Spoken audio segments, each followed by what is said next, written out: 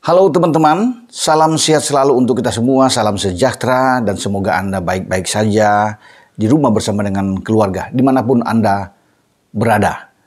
Tetap semangat dengan saya Bung Ropan dan saya akan mereview ada dua pertandingan di babak perdelapan final atau 16 besar yang sudah diselesaikan ya.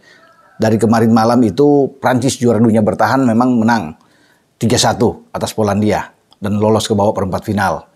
Kemudian Inggris yang bertanding pada dini hari itu menghempaskan Senegal juara Afrika dengan clean sheet 3-0. Jadi sekarang sudah 3 juara dunia, ya, per-6 jadi juara dunia dan Prancis kan juara bertahan. Sudah melaju sampai ke babak 8 besar.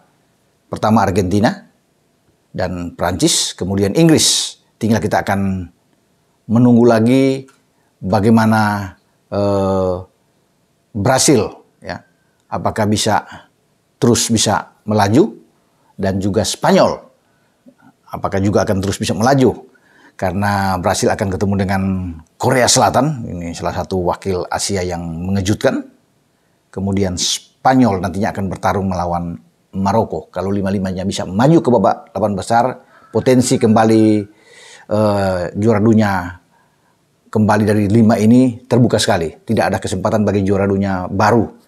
Itu hanya ada di Belanda mungkin dan Portugal. Kalau mereka bisa, Belanda sudah lolos.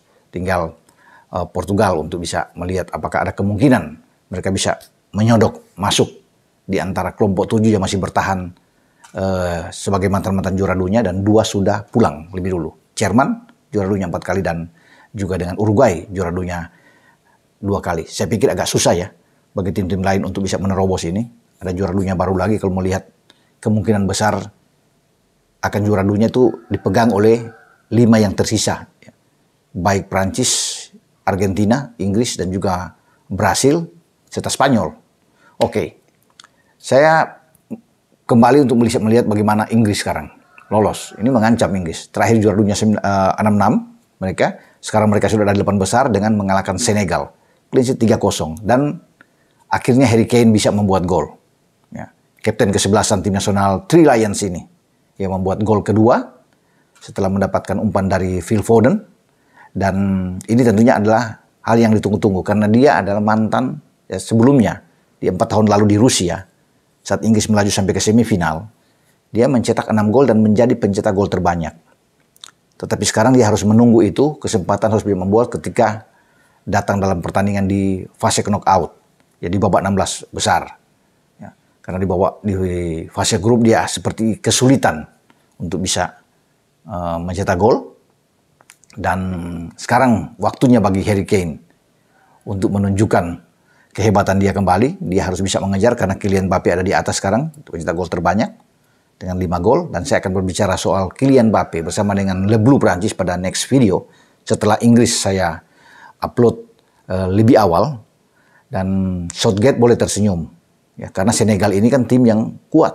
Ya, mereka menjadi wakil Belanda ya. Belanda menjadi juara grup di grup A dan mereka lolos setelah memukul Ekuador, salah satu tim kuat yang tadinya digadang-gadang bisa lolos.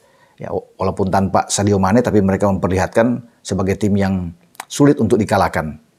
Dan Inggris mengalami itu sebelum dipecahkan oleh Jordan Henderson di menit ke-38 karena banyak tekanan-tekanan yang dibuat oleh pemain-pemain Senegal, ya, menekan pertahanan Inggris termasuk bagi penjaga gawang Jordan Pickford yang harus bekerja keras. Dan sebelum Hendo, pemain Liverpool ini bisa mencetak gol setelah memanfaatkan umpan silang yang dilakukan oleh Jude Bellingham, ada 2 peluang seperti dari Senegal yang gagal bisa menghasilkan gol. Itu pertama dari Ismaila Sarr, pemain depan mereka, dan kedua dari Boulaye Dia, ya, yang juga gagal. Kalau Senegal bisa membuat gol, nah ini tentunya akan lain. Tapi mereka tidak bisa membuat gol. Tapi Pickford juga bermain baik di bawah Mister.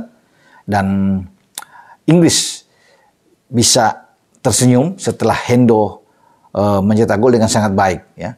Sangat tenang Hendo di sini. Kita menerima umpan dari Jude Bellingham. Dia mempressing bola, gagal diantisipasi oleh penjaga gawang Senegal. Ya. Edouard Mendy yang juga bermain di IPL ya bersama dengan Chelsea.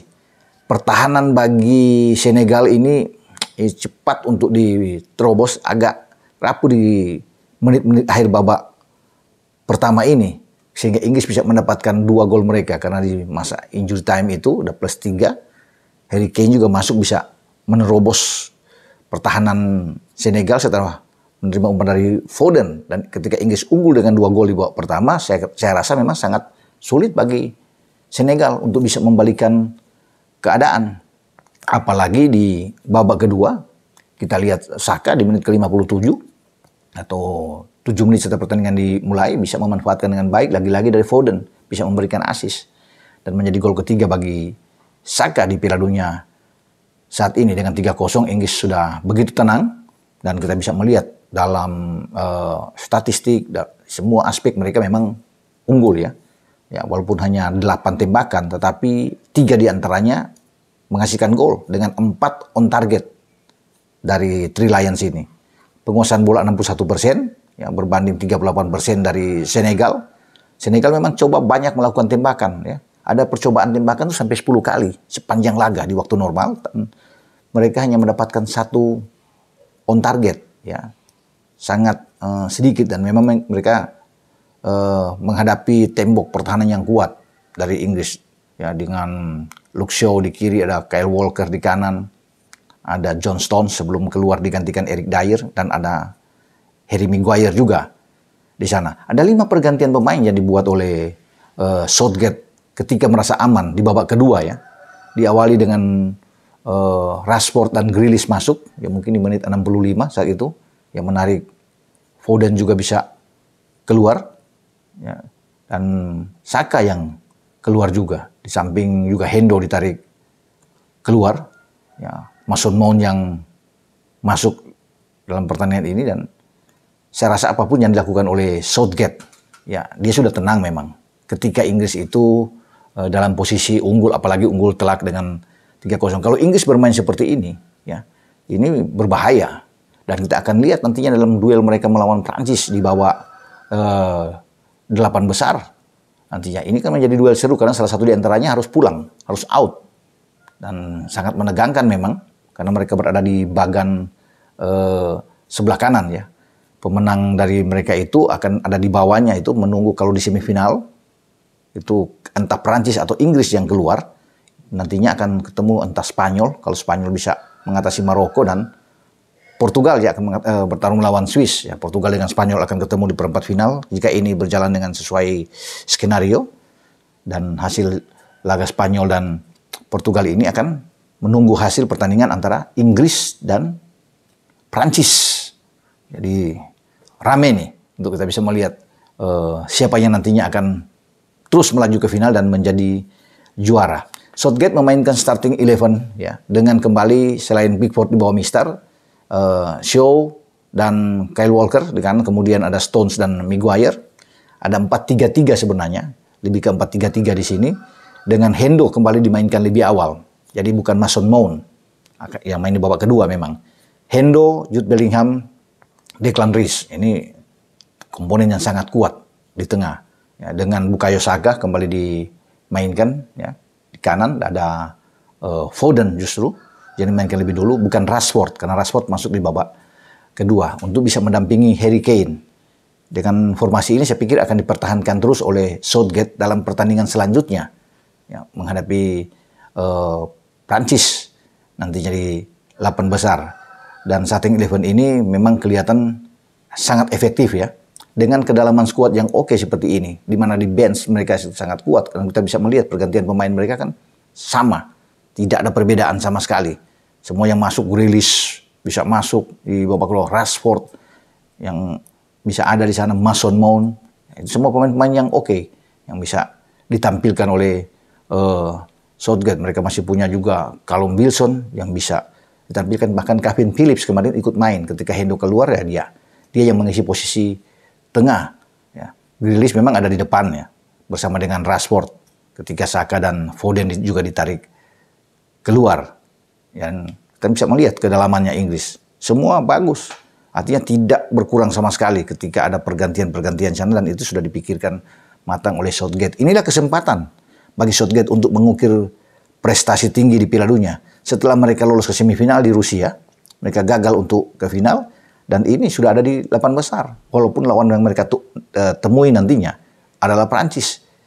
Ya mereka harus hadapi.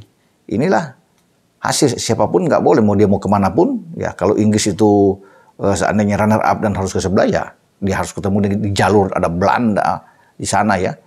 Ada Argentina, ada Brasil. Nah, ini kan lebih kuat jalur ini, keras.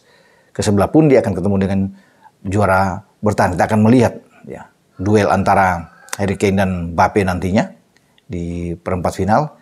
Tapi mereka nikmati dulu hasil pertandingan, hasil yang mereka dapatkan melawan Senegal, karena kan tidak mungkin tim manapun untuk bisa mengalahkan Senegal dengan 3-0, bahkan Inggris bisa menang mungkin dengan 4-0 dari 4 on target mereka, dan mereka menyelesaikan laga ini dengan sangat sempurna, dan itu tentunya sesuai dengan keinginan skenario yang dibuat oleh Southgate terhadap timnya. Jadi plan gamenya berjalan dengan sangat baik. Mereka mengontrol permainan dan tidak memberikan kesempatan kepada Senegal untuk bisa berkembang. Artinya lini tengah Senegal juga tidak kuat ya, dengan Krepten Diatta atau Namplas Mendy yang ada di sana.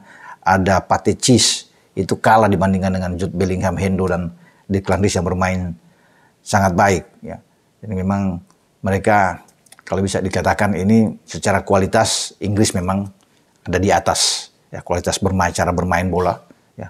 Kemudian dengan kualitas head to head antar pemain memang masih Inggris, dan pertahanan Senegal saya katakan di awal tadi memang kurang begitu bagus yang digalang oleh Koulibaly di sana, di depan Edouard Mendy sebagai penjaga gawang ya, juga bagaimana dengan Abdou Diallo yang ada di belakang Youssouf Sabaly, Ismail Jakobs. Ada 4 pilar Senegal yang ada di belakang yang kurang begitu kuat dalam mereka mengorganize pertahanan. Ketika ini yang terjadi dengan 2 gol yang disesatkan Hendo Desta dengan Kane di babak pertama sebelum ditutup oleh Bukayo Saka. Juga ini mirip seperti gol Hendo ya, apa yang dibuat oleh Bukayo Saka. Dan Foden 2 assist. Luar biasa anak muda dari Manchester City ini bermain ya. Pemilihan yang tepat untuk starting 11 pertama langsung dengan Foden, bukan dengan Marcus Rashford. Ini rotasi atau cara pergantian yang dianggap oke, karena sebelumnya kan Rashford yang bermain lebih dulu. Ya, tapi sekarang Foden, Saka dulu sementara diistirahatkan pertandingan sebelum pertandingan terakhir di fase grup, tapi Saka sekarang dimainkan lebih awal. Jadi banyak opsi bagi Southgate. Kita akan tunggu ya bagaimana Southgate bisa meracik sebuah strategi lagi di saat mereka akan bertarung dengan juara bertahan di babak perempat final ya untuk Piala Dunia 2022. Sampai di sini, terima kasih banyak buat teman-teman yang sudah mensubscribe channel YouTube Bung Ropan.